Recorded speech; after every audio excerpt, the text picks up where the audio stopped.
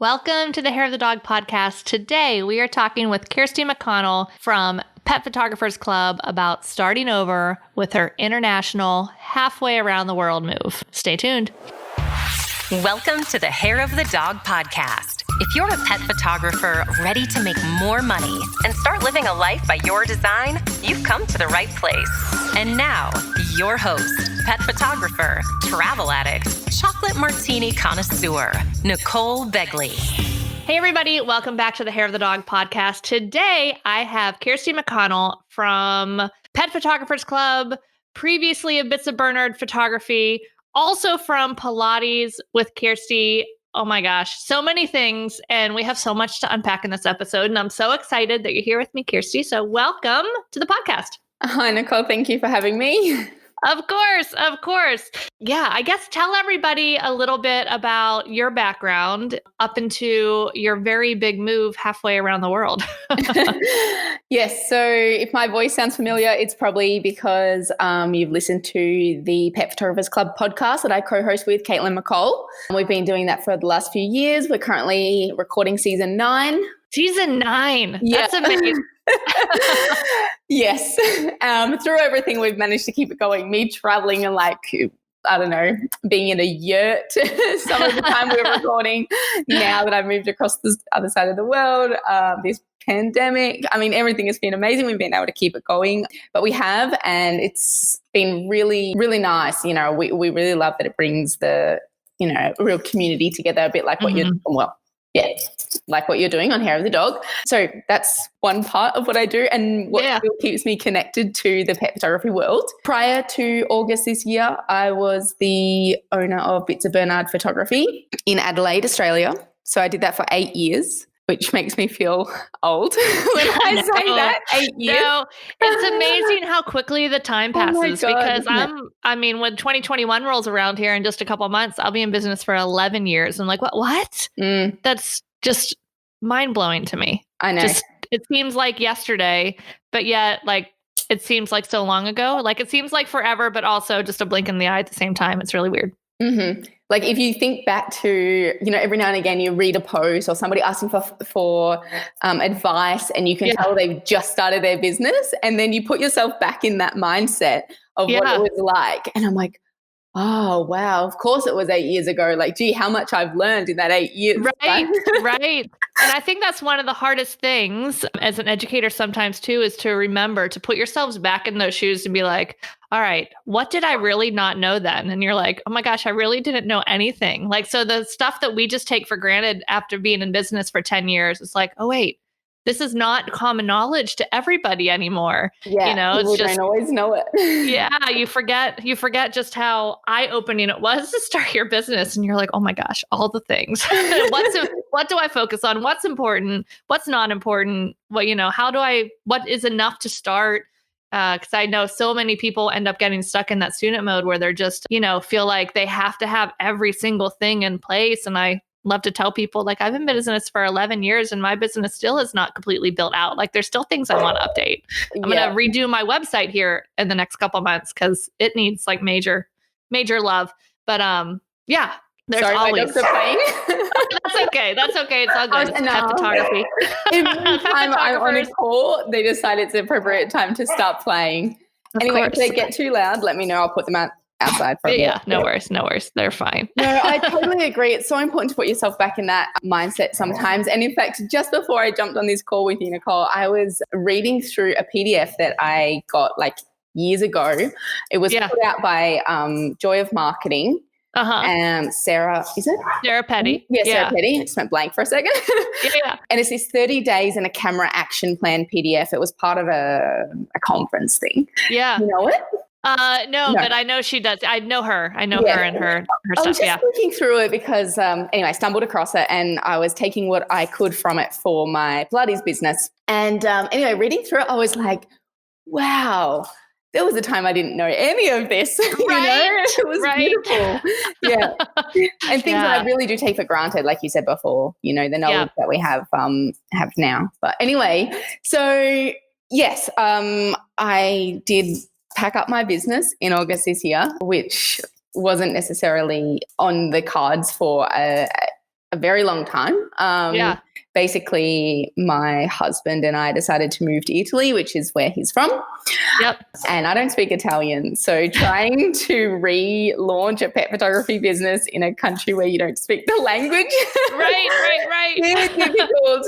So I decided, there was not really any point of relaunching here because of that, at least not for now. And the area you're in too is not necessarily a ton of expats, or English is not as widely spoken as, say, Milan or Rome or something like that. Yeah. Even if I was in Naples, it would probably be fine. There would be enough expats. There's a big American Navy base nearby and this kind of thing.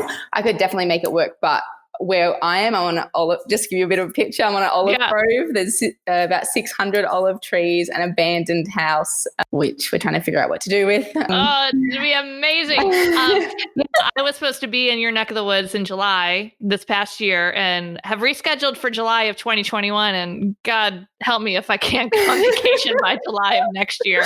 Well, hopefully we'll have to get together here. And I'll have to practice my very, very poor Italian. Me too. So don't worry. Yeah. So I decided, okay, well, there's not really, my nearest bigger city is 40 minutes away, and there's the expat community is tiny, like maybe 100 people in the whole town. Right. So no, there's not enough for me. Sorry. It's okay. There's not enough people for me to have a pet photography business. Yeah. So instead of, because we'd kind of rushed forward the move because of COVID, that's why we started a bit more suddenly than we'd planned. I didn't have time to kind of do some restructuring and wait to sell the business.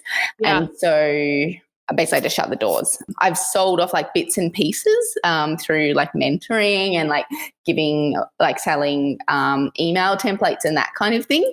Yeah. But I didn't sell it as a whole business or anything. Right. Which was my plan originally when I set up the business. And I'm now. Sorry, go on. No, I was going to say, did you guys always have a thought of moving to Italy eventually? We did, but we were planning on doing it in a few more years. Yeah, right. Yeah, but with COVID, my husband, he got a bit quite homesick. Basically, Australia closed its borders to the world in and out. Right. Yeah. And because he was a permanent resident in Australia, he also had to stay by those rules. So he had to have an exemption to leave the country, even though he's Italian. Yep. And I think that in itself, forgetting all the other stresses, just that one thing just made him desperate to leave. He's like, I don't ever want to be in a situation where I'm trapped in a country that isn't my own. Right. I want to see my grandfather. I want to see my mom. Yeah, right. And I said, well, we've been talking about moving, so we'll just fast forward it a bit. And so we got married in the middle of COVID so that I could come too. Yes, right. Yeah. Yeah, so then the whole plan of everything got sped up obviously quite a lot, and so I shut down. Yeah, well, maybe it is for the things I feel always end up working out for the best, even if it's well, this was my original plan, but this didn't happen, and then years later you're like, oh, I'm really glad that didn't happen because this worked out really well. Because who knows, maybe in a couple of years you guys will summer in Italy and then summer in Australia and have the endless summer, which is my actual life goal. That would be my life goal, except my dog is 12. Oh, yeah. Those silly dogs make it challenging. The next dog will have to be a lap dog that can go on the plane with you easily. And honestly, the flight was rough for them. It was July. For them it was August. They came 2 weeks after us. It was hot.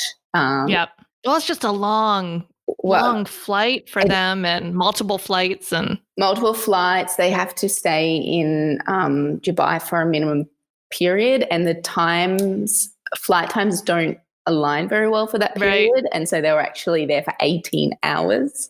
Oh man. Plus the flights, plus quarantine. Not quarantine, but there's no quarantine coming into Italy, thankfully for them. But plus just all the processing, picking them up and everything. Yeah, it was not ideal, and I will not put Flea back through it again. Aris maybe, he's only 3, and he coped pretty well with it. But no, that's tough. Not on the cards.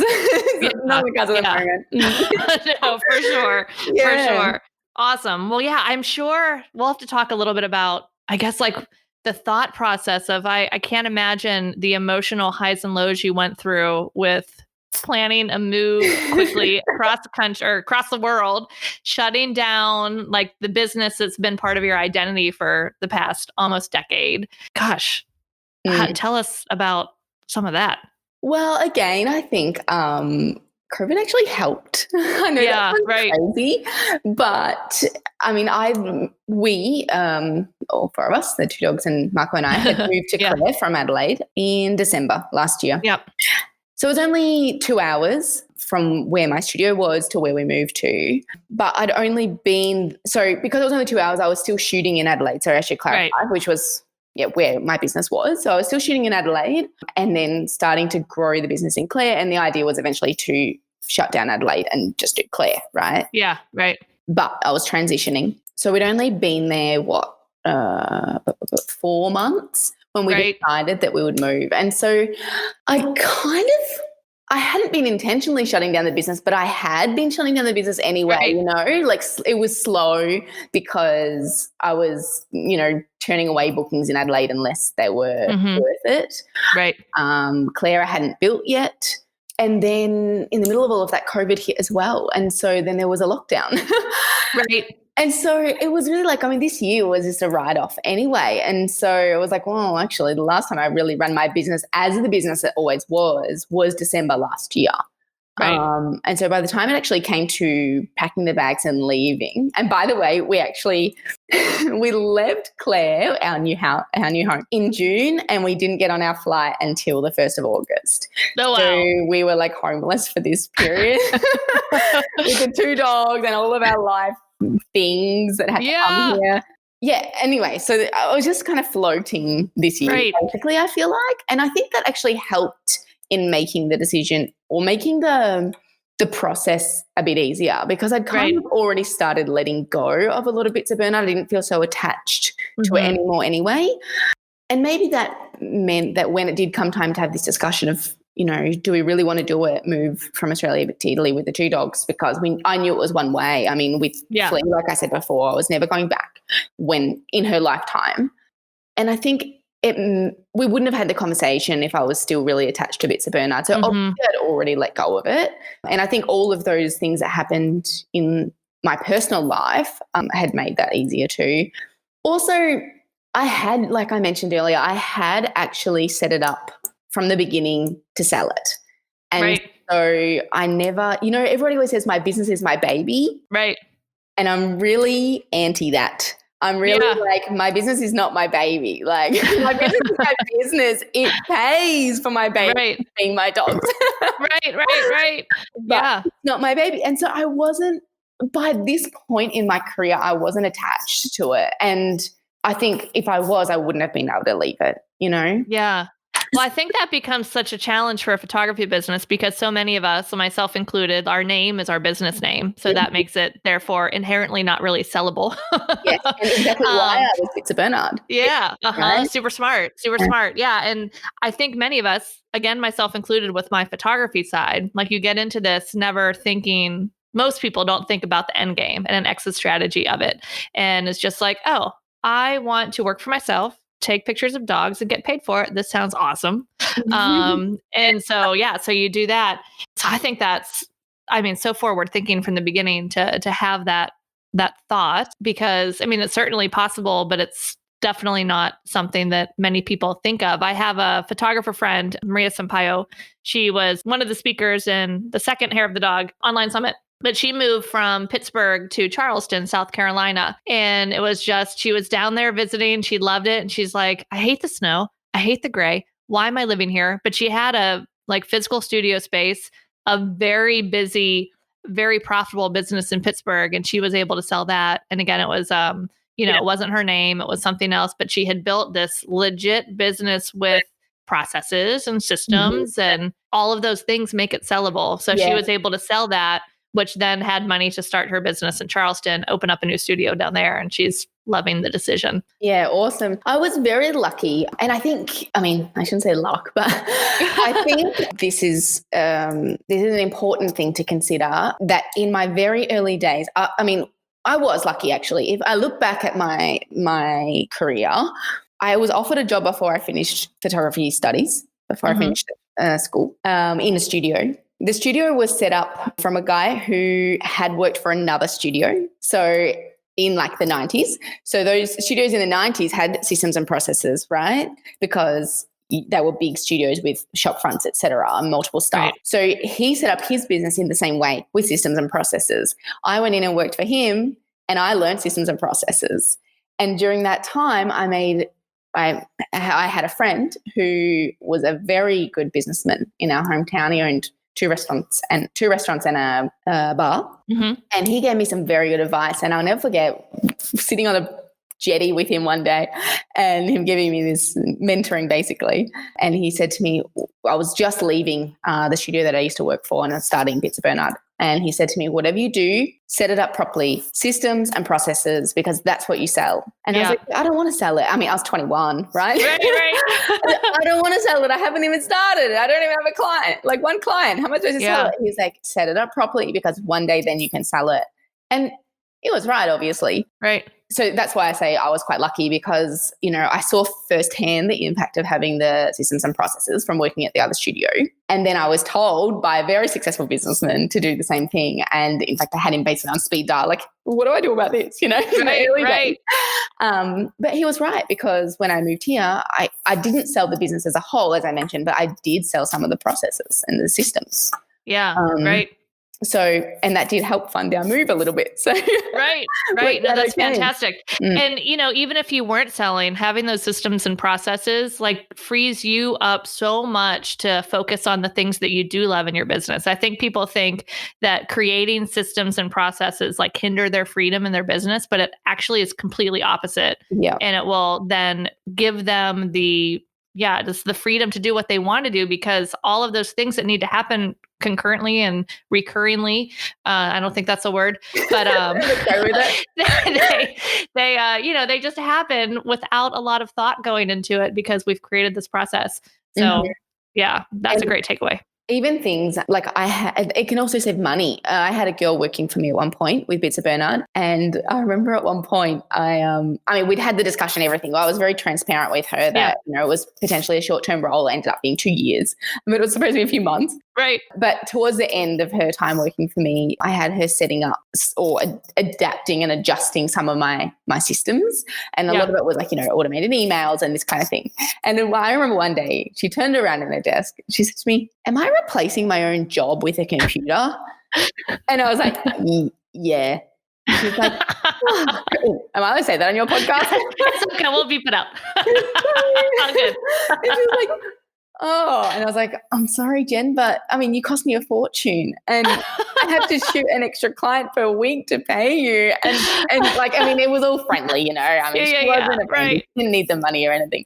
But I mean, I was running a business. And this is what I say when I say my business is not my baby. And she was, I mean, I love Jen dearly and I wish I had been able to keep her on, but I would have been keeping her on as a friend rather than as a business decision, right? And yes. I set it up.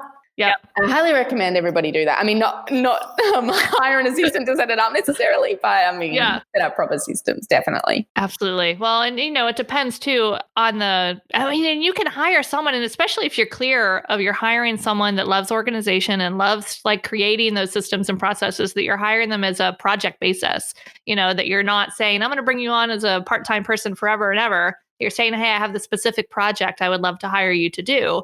Then the communication's really clear. Mm-hmm. You know, I feel the same, but slightly different in that, you know, on the hair of the dog side of things, there is no way that I could continue to run this without the team that I've started to build. And it's scary. I remember the first person I hired, it was 2.5 years ago. It was right before we moved. So it was June of 2018 was my very first part-time hire. And now it is November 2020, and I have 4 part-time staff members.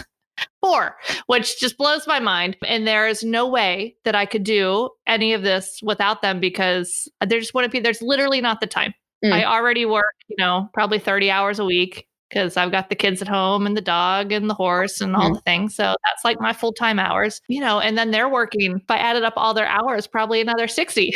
So it's like literally impossible for one person to do all of it sometimes. So, well, it is possible, but I mean, that's not why you're going to business, is it? Right. I mean, we don't go into business to have to be working 24/7. I mean, we're going to business for, well, most people, for flexibility and freedom and to be able to cuddle our dogs whenever we want. So yeah. So at 100%, those systems and processes allow you to do that. And whether they're creating those automated ones or, you know, certain things like mine, because Liz does all the customer service and stuff. So I can't really automate all that. But yeah, it's freeing. Yeah, that's awesome. This and all of that. I love our little conversation that completely went off on a different tangent than what we were thinking of, but I think it was really good. I think it's helpful. It is, absolutely. And definitely another way to think about our photography businesses. We're building them. So like I said, I don't think hardly anyone thinks about the future and what it looks like when they are ready to move on from their business, in whatever time frame that might be. There is one book that I love that is a really easy read that kind of helps wrap your brain around the systems and processes. I think the author was Michael Gerber, but The E-Myth Revisited. Have you read that one? Nicole, I am the worst when it comes to improving through books. I just don't. I mean, every amazing business person that I know immerses themselves in business books, and I've never read a business book. I had that, the Purple Cow, is it called? Yeah, I didn't read that one, but I know of that one. I downloaded it once. I read the first 3 pages, and I was like, "This is a load of crap. I could write this book myself," and I closed it. How arrogant does that sound? I love it. I do spend a lot of time on education. As I was mentioning before, I was just reading through that PDF guide. I just don't read books per se. Yeah, you just like to consume it in other ways. Exactly. I really like podcasts a lot, hence starting the podcast with Caitlin. I remember I did a hike a few years ago now for 55 days straight.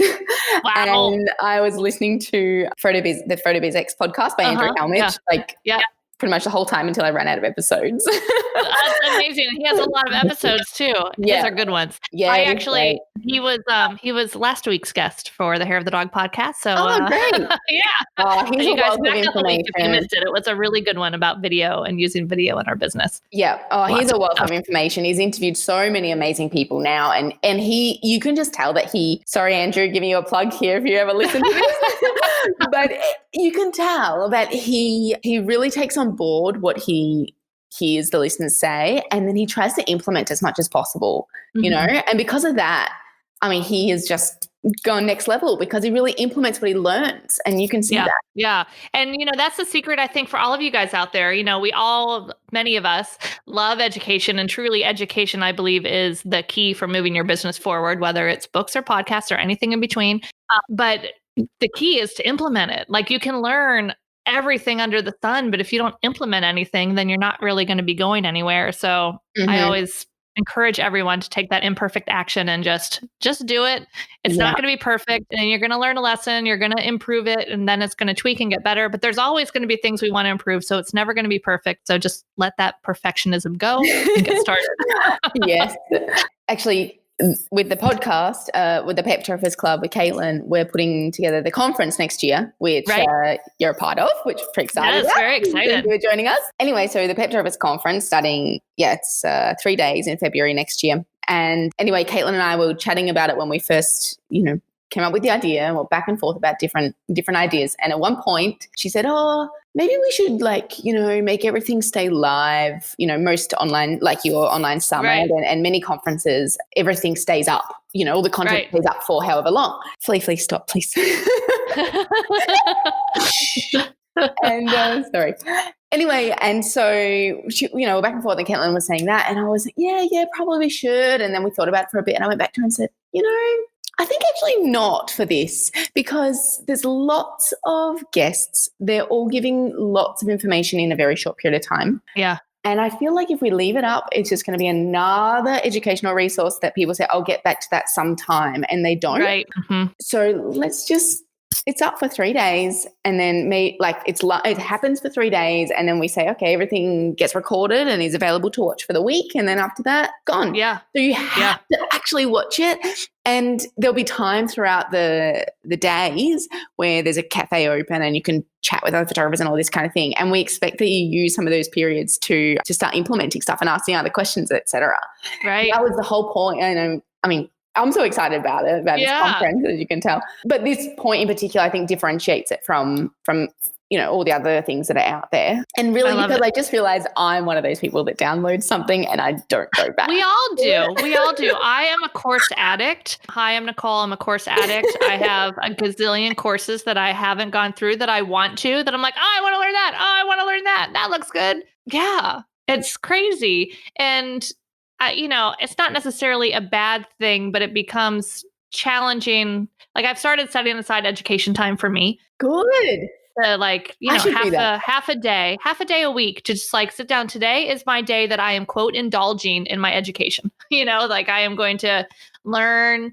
Like one of the things I'm in right now is Michelle Parsley is an amazing artist and she teaches painting and Photoshop. So I'm in her membership and I'm like, I want to sit down and actually learn how to do this. Mm-hmm. So I'm focusing on that. And I'm going to spend a little bit of time each week doing that. And that's the only way that you get things done, especially when it's a big thing like learning painting and Photoshop that I don't even know like nothing. I know absolutely nothing about it. Well, I must say, so as you mentioned in the intro, I also do running Pilates with Kirstie. So that was this year.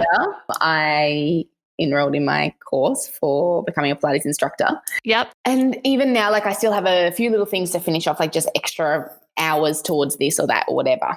And I must say, I struggle with setting the time aside because now I'm excited to grow the business side of it.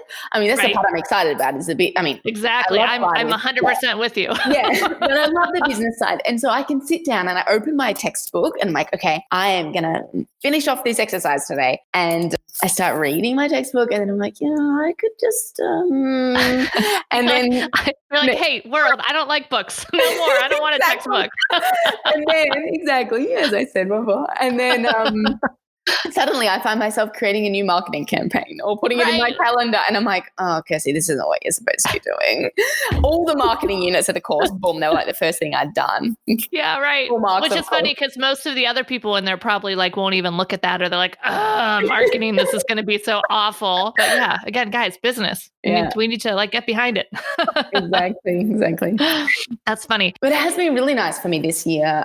That's what I guess we're supposed to be talking about. But, I've really had a chance, like a lot of people probably this year because of COVID, to reevaluate like what is it that makes me happy? What is it that I want to do? Like all of these deep questions that we forget to ask ourselves sometimes. And I was already doing my Pilates course already, obviously, but starting the business was not intentional. I actually started studying Pilates because I wanted to work for somebody else for a bit. Yeah. I was like, I just want a normal job, something easy with like minimum wage. Like I don't even care about money. And then I remember sitting there on the first day of the course and we had to go around, introduce ourselves and say why you're here. And I was like, well, I just want to know every Thursday how much money I'm earning. Like everyone else was like, what? It's true.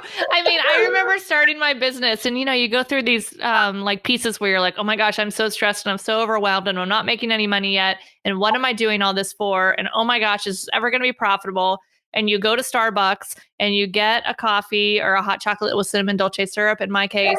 And you look at the baristas and you're like, man, maybe that's the key. maybe I should just like, work at Starbucks or like become a server. And then, you know what you're making. Mm-hmm. Or I think the biggest thing for me wasn't necessarily knowing what I was making, but the being able to like clock out at 5 o'clock and be done. Mm-hmm. Because I have gotten better in my past 11 years of being, an entrepreneur. But at the beginning, it is so hard to find any sort of differentiation between personal life and business life. And even still now, I get up on Saturday morning, nobody is really up yet. I come down, it's like me and the dog sneak into my office because I love what I do. Yeah, I have the same problem. Yeah, but sometimes you look at like an hourly job and you're like, man, they just get to go home and relax. Mm-hmm. I must say, I'd got to a point the last few years in bits of burnout that I really was strict with my hours. Like I didn't work weekends. And I'm exaggerating a bit when I say I want to know how much I make on a Thursday because I didn't know how much was coming on a Thursday, but I knew it was well and truly what I wanted, right? Right. But the point was I wanted to be able to plan a bit better. I wanted to have a routine and all of this kind of thing. And I had created it. But you break the rules sometimes, like, I guess I could do this Sunday evening shoot, especially once I moved because I was very picky with my clients. And I was like, well, if I do it on the Sunday afternoon, I can do 4 clients all together Yeah. instead of like Right. one on a Monday, one on a Tuesday. Yeah. And then I don't have to go down for a month, you know? So I was doing Yep. this a lot. And anyway, but with Pilates now I'm back to where I was at Bits of Burnout in year 2 or 3, you know, like I'm just like, not money wise, I don't mean, I'm just immersing myself in it. Yeah. Like Marco gets up and he's like, what are you doing? And I'm like, oh, he's like, you woke up with like an amazing idea for your Pilates, didn't you? I was like, well, I don't Sure know if did. it's amazing, but I just had to work on it. It will be. It's working on it. It's getting amazing. The Yeah. more I work on it, I got to do it. Yeah, no, I 100% understand with that. I have struggled with the same thing with saying, okay, I'm going to shoot so many clients this month. And then when my schedule's full. Oh, but I really want to Wow. photograph that really cute dog that just wants me to photograph them. I could squeeze one more in before Christmas. And there was like one year where I just had so many clients in the fall that I didn't get to enjoy like any part of like the lead up to the holidays in the fall because I was working so much. And it's like, no, I can't do that again. So definitely finding ways to work smarter with, you know, shooting back to back or just saying no and booking them for the spring, you know, Yeah. like, oh, it's so hard. It's But- hard in the lead up to Christmas, especially like probably for you, Nicole, having kids as well. I mean, it's like, oh, well, gee, one extra shoot would actually like be pretty good in my pocket right now. Right. It's always that. And then it's like, they'll still spend the same amount in January or February or March when I'm quieter. Right. Yeah, but I kind of like it now. You know, it's a bit of a, like, I know, because then I could fill with somebody else in January, February, March. Exactly. It kind of becomes this balance of like, am I greedy doing this now? No, just human. Yeah, exactly. Yeah. I think it was what a study they did with, I don't know how old the kids were, like maybe preschool age, where it was, okay, here's a marshmallow in front of you. If you can wait 10 minutes, you get 2, or you can eat this one now. And they like film them and the kids are like putting their head on the desk, standing on their head. Like they can't handle themselves. They're just like, oh my God, I really want that marshmallow now, but I'll get 2 later, but I really want it. It's really funny. I'm an adult and I would have that problem. I'm supposed to be. And I would have that problem. I was texting my sister this morning saying, yeah, but she was talking about like something actually like concerning. And I was like, yeah. But real problems here. I'm trying to like go around the inside of the Nutella jar with a grissini and it keeps breaking every time. And so now I just have all these crumbs of grissini in my Nutella jar. And I'm like, Marco's going to know and I'm going to be in trouble. Well, so you just now to solve that, you just get 2 Nutella jars. Like this one's mine, and then you can do whatever you want in yours. You can use a knife. I would have to hide it though, because he'll be like, I'm banning you. That's funny. That's how I am when there's baked goods, which is a challenge because my kids are still doing virtual school, probably will for the rest of the year. But they didn't have school on Wednesday. And then there was like a neighborhood COVID case. We're like, all right, sorry, your play dates are canceled. So we see how that shakes out. So my daughter's like, oh, I'm going to bake. So now there's like amazing vanilla cupcakes. We made like homemade chocolate buttercream. I'm just like, oh my God, I need to stop eating these for breakfast, but they're right here and they're so good. No, you're just getting into the Italian vibe because we always have sweet breakfast here. Yes. I ate it this morning, but Marco thinks that's weird. He's like, what are you doing? If I offer him eggs, he's like, you joking me? It's not lunch. That's so funny. Yeah, I know. You're the weird one here. You realize that, right? Yeah, right. Like most of the world eats eggs for breakfast. Exactly. No, but I like the Italian sweet breakfast. That's good because some other parts of Europe, their breakfast, I'm like, this is not breakfast. Like I into France breakfast with some pastries and a chocolate croissant any day of the week. But that's funny. Gosh, yeah. So it always devolves back to food on this podcast somewhere. And when I'm involved, 100% going. My Italian is so rough, but I can hold a conversation with Marco's nonna because all she speaks about is food. And so we get back and forth so easy. Anybody else, I'm like, I have no idea what you're talking about right now. Yeah, right. And you're speaking way too fast. Yes, that's a problem. Yeah. Oh, that's awesome. Well, tell us a little bit more because, let me back up for a second.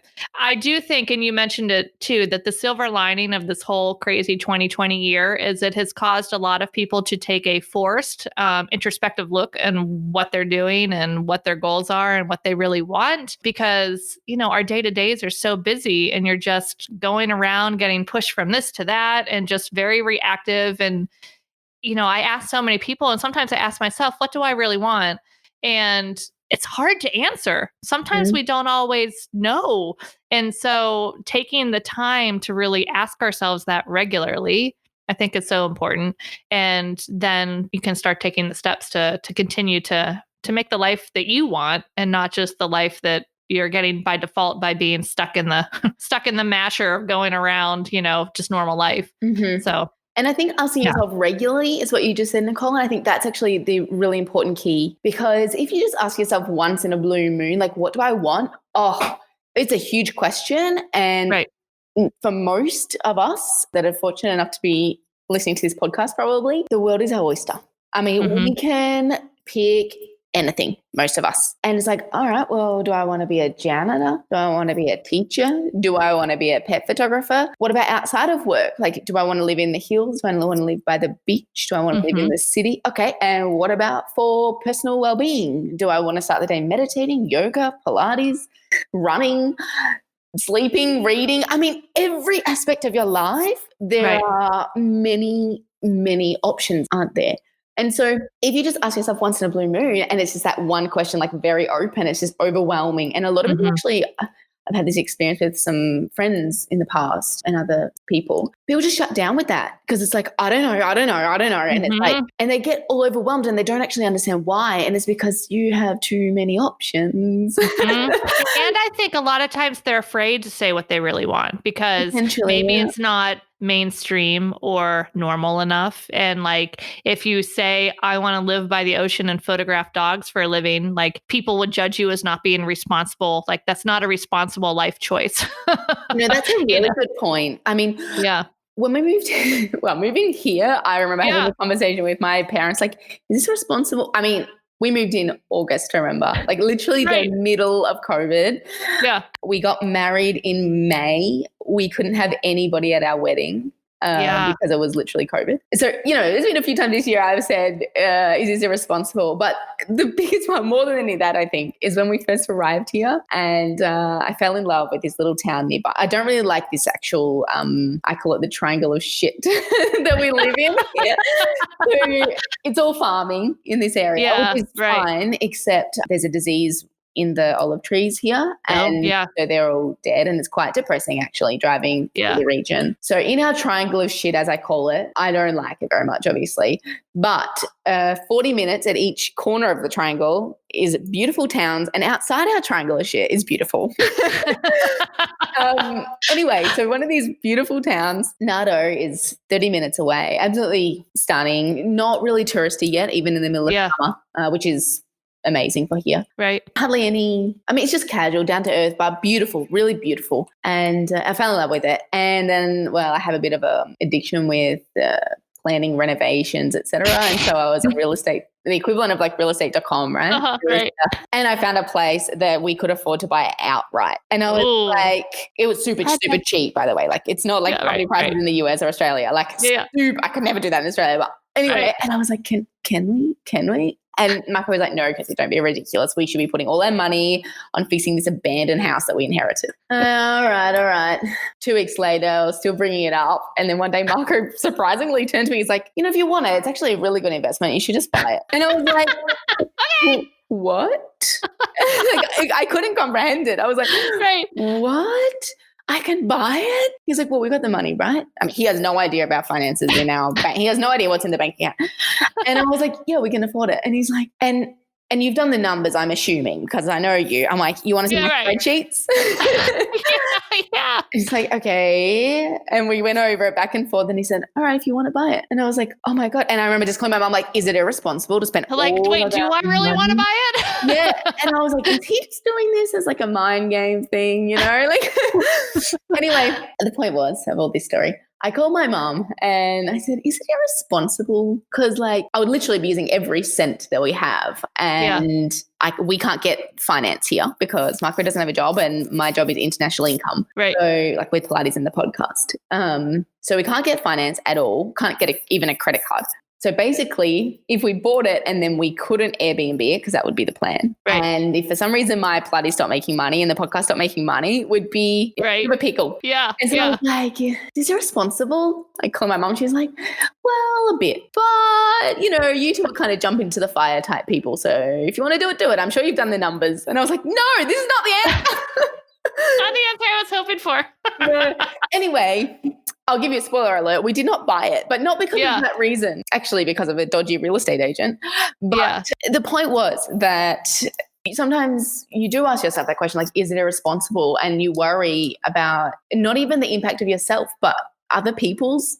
Like, I asked my mom because I wanted like approval of my mom. Right. So that she couldn't in 2 years look at me and be like, well, maybe you should. I knew that was going to happen. Yeah. That kind of mom, but still. I mean, anyway. Yeah. So if people are worried about that, is this, are people going to judge me for this decision? Yeah. And truly with the judgment of other people, I mean, people are always going to judge us. So why not just do what you want to do, and they can have whatever opinions they want. Exactly. And I think a lot of times we actually know the right answer. Like, you started looking into that house and you're like, oh, dodgy real estate agent, it's not working out. Like you can usually tell if you allow yourself to, or you allow yourself to basically ask yourself the questions like, is this the right move? Should I move forward? You either will feel like, oh my gosh, yes, or there'll be this like nagging. But it's hard, I think, to figure out the nagging. Is it this fear of judgment, or this like a silly fear that's holding you back? Or is it a legit like, oh wait, this is not the right move? So I think that can be sometimes hard to differentiate between. But, I don't know. It depends too on how risky some things are. Like, for instance, putting all of your life savings into, a house is a bigger risk than say, oh, well, maybe I'm going to just test out this new marketing strategy. Yeah, exactly. That has very little risk. So then it doesn't really matter if that fear is the fear of judgment or just like an actual, I don't think this will work because the risk is low. And I think it also depends on the people you have around you as well. I mean, I feel very fortunate that, as I just shared in that story, that everyone around me is like, go for gold, Yeah, you can do it. Which is great. I mean, I'm super, super fortunate. And then in my circle outside of my family, people that I've chosen to be in my life are all like that as well. But perhaps the two things go hand in hand. I mean, I probably wouldn't, become very good friends with somebody that pulls me down, for example. Right. Exactly. But also I would notice that because I have this amazing family, supporting me. So, I think it's also for, people like you and I who obviously just, somehow push these fears aside. It's important to remember like, oh, well, there's lots of elements that go into it. So if somebody here is listening and thinking, oh, gee, it's super hard for me because this, that, or the other. I mean, they're all totally credible. What's the word I'm looking for, Nicole? But they're, those reasons are totally valid as well. Valid. And so that's the other flip side, isn't it? Like, also don't be so hard on yourself. Sometimes you just go with it, right? Yeah. Yeah. Absolutely. Well, I'm excited for your new venture. I mean, of course, you'll still be with the Pet Photographers Club and the Pet Photographers Conference. You guys definitely check that out. But your new Pilates adventure as well. I am a Pilates fan. I been riding horses since I was 8. And so, there was had some random falls throughout the past 32 years of riding horses. I guess 35 if you're doing the math appropriately. But anyway, I wasn't. But yeah. So, I had like a couple years where my lower back, I would like be at work and I'd reach for a sweatshirt and be like, my lower back would go out. And like, what were you doing? I was like, I was reaching for a sweatshirt. But when I was doing Pilates regularly, like it never hurt. So it's, such an incredible workout for helping our core. And, as photographers, I don't know about you guys, but I'm in a weird position every time I photograph a dog. And I know a lot of people, have soreness and things like that. So I can imagine this is going to be very helpful for them. Yeah, well, that's how I, I'm also a horse rider. Yeah. And have just a couple of falls in my life. Yeah, right, exactly. Some worse than others. Yes. But then I had like a lower back issue that came from no movement. Basically, I was bedridden for 2 years because I was sick in high school. And so after that, all my muscles were weak. And so when I tried to do normal things, like you just said, reaching for a sweatshirt, my thing was picking up my dog, the same one I was talking about earlier. I just tried to pick her up one day and my back was just like, and it was a disaster. And ever since, I had problems with my back. And everybody always asks me, like, what did you do? I'm like, I just picked up my dog. And it's not until years later that actually now, especially since, doing Pilates, et cetera, that I understand it was not the picking up the dog that hurt my back. It was the fact that I neglected my body, without choice. But, I had neglected my body for a period of time. And then I didn't come back into life reconditioning it, And so then I didn't have anything to support my back when I tried to pick up my dog. And so then poof, yes. Yeah, right. Anyway, so I spent like so much money and so many years trying to fix my back, which was causing me a world of pain. And then as a photographer, like you said before, moving in all sorts of weird positions, especially a pet photographer, carrying a heavy bag on one side. Right. All of this stuff obviously didn't help at all. Anyway, my myotherapist, so they do dry needling, he basically said to me, Kirstie, you can continue coming to see me every week. And by the way, it was $95 every week. It was like killing me. You can come and see me every week or you can do Pilates. And I was like, okay. And I was like, but Pilates is really expensive. He's like, and how expensive am I? And I'm like, you're a very nice person. I wouldn't point that out to you. Yeah. Anyway, so I started Pilates Clinical. And so I went from that, where I was waking up screaming in the middle of the night from pain, to 3 months later is when I went on that hike that I mentioned earlier. So I went hiking for 55 straight days, 1,200 kilometers, 3 months after I'd been waking up screaming in pain. And the only training in between was Pilates. That's why I know that it's the best thing ever. Yeah, that's incredible. Yeah. That's incredible. So, I mean, if you guys. Oh, sorry. Yeah. No, go ahead. Obviously, I was very dedicated. I mean, I tell my clients now, minimum twice a week, you'll feel the difference. 3 times a week, you'll see it. I was going 5 times a week in that 3-month period. So obviously, I really sped it up. But you don't have to do that. I mean, most people are not waking up screaming like I was. And even if you are, twice a week would be enough to start helping. So now I teach online because I'm here in Italy. But it started off online anyway. That was also because of COVID. So another thing to be grateful for. But I teach all online. I have specialist classes for hikers, which makes sense with my story. Yeah, right. And now by the time this goes live, I think I should be well and truly into it. But I am also running photography specific classes as well. So the idea is that we work on the areas that photographers need work on. So from sitting over a computer to being in weird positions on the, shooting and carrying a bag, all of those things.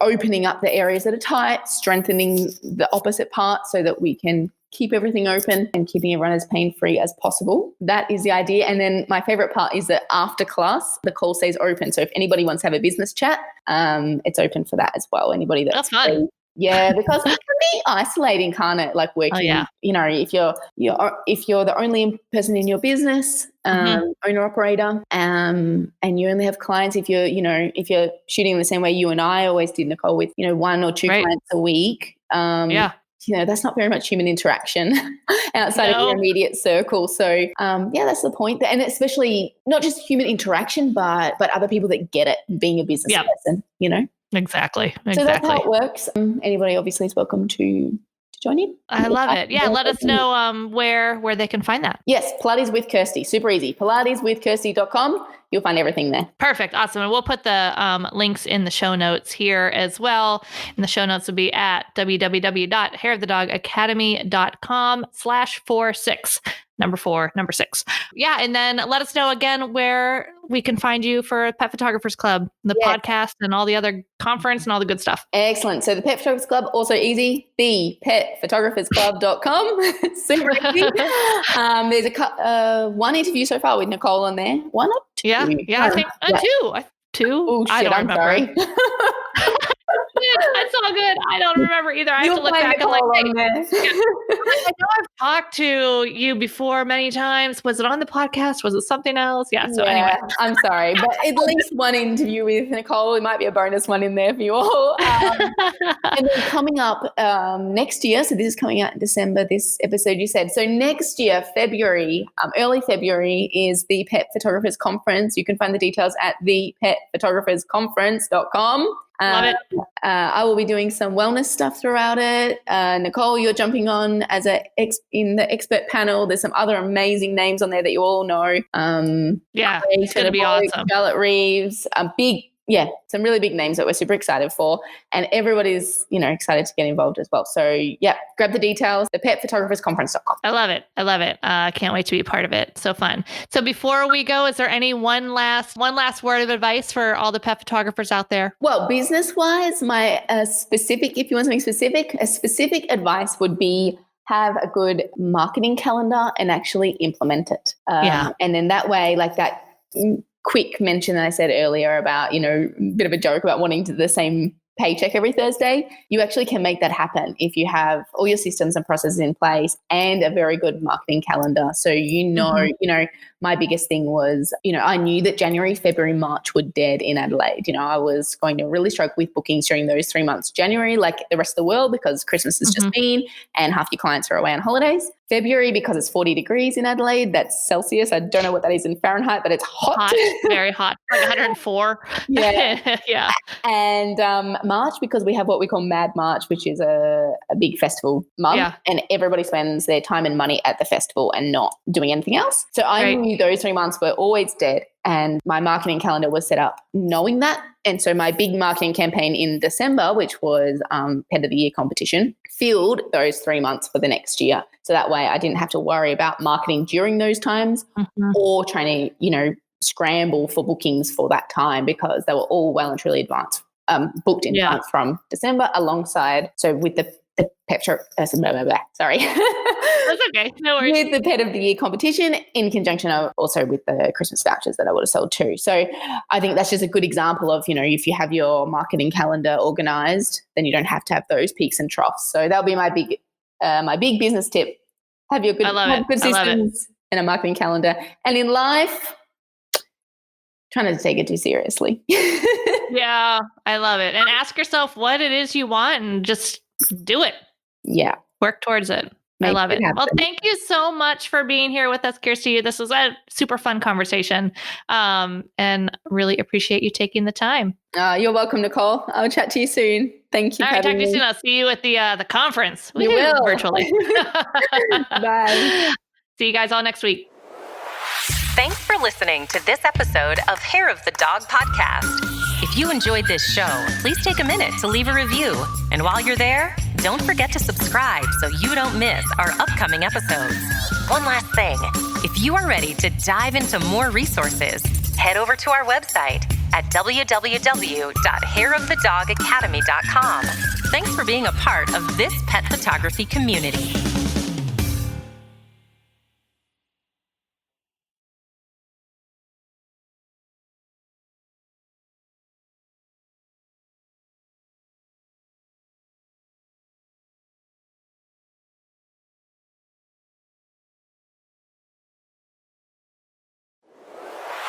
Thanks for listening to this episode of Hair of the Dog podcast. If you enjoyed this show, please take a minute to leave a review. And while you're there, don't forget to subscribe so you don't miss our upcoming episodes. One last thing, if you are ready to dive into more resources, head over to our website at www.hairofthedogacademy.com. Thanks for being a part of this pet photography community.